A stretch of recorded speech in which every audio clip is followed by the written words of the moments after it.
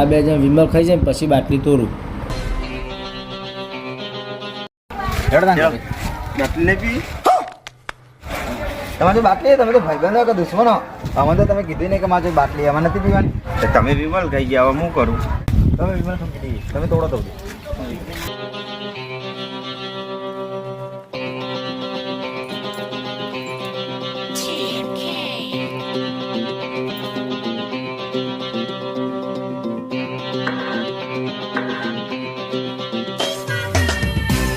હેડો ત્યાં ઘરે ભાઈ.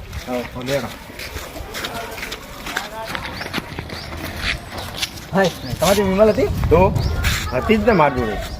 અમે તો વિમલે થૂંકી દીધી બાકી.